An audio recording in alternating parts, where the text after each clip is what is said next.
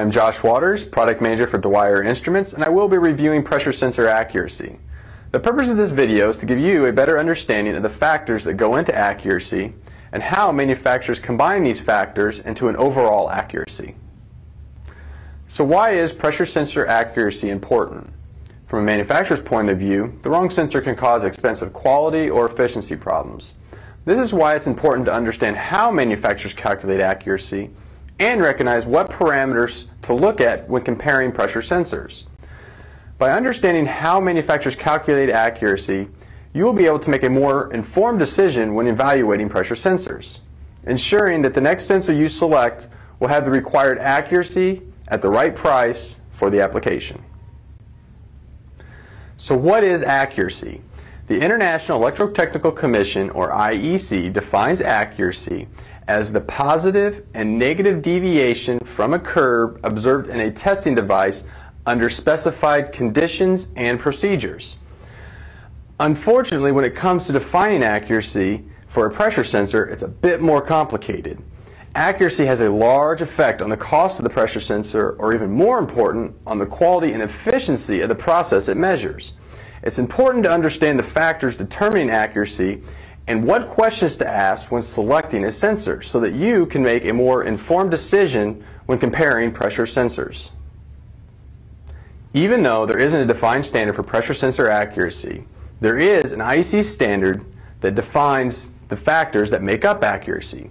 IEC 61298-2 states that accuracy must include hysteresis, non-repeatability, and nonlinearity.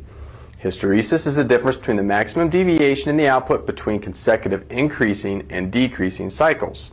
Non-repeatability is the maximum difference in the output when the same pressure is applied consecutively under the same conditions approaching from the same direction. Where manufacturers start to differentiate is with nonlinearity. IEC 61298-2 lists 3 methods of nonlinearity. The 2 most popular methods used by sensor manufacturers are the best fit straight line nonlinearity method and the terminal point nonlinearity method.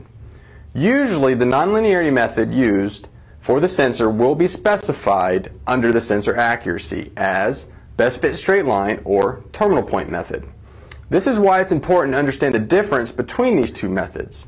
Based on the characteristics of the sensor, it could have 2 vastly different nonlinearity percentages. Based on the following diagram shown here, you can see that the same sensor has 2 different nonlinearity percentages based on which method is used. IEC 61298-2 identifies the factors that make up accuracy, nonlinearity, non-repeatability, and hysteresis. But the IEC standard does not define how these factors are combined into a single accuracy. The method in which these values are combined can have a substantial impact on the total accuracy. Some manufacturers simply sum the factors, while other manufacturers use mathematical equations such as root of the sum squared or root of the mean squared to combine these factors into an overall accuracy.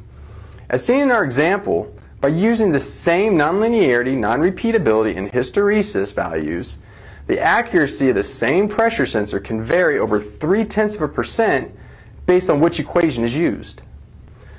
Dwyer Instruments specifies an absolute accuracy for its manufactured pressure sensors. What this means is that the output or reading of our gauges and transmitters will fall within a plus or minus specified accuracy from absolute. For example, if you have a Dwyer 628, which has a specified accuracy at 1% full scale, with a range from 0 to 100 psi, any reading you take from that 628 will be within plus or minus 1 psi from absolute. By specifying our accuracy this way, it makes it very easy for you to check and validate our pressure sensor accuracy.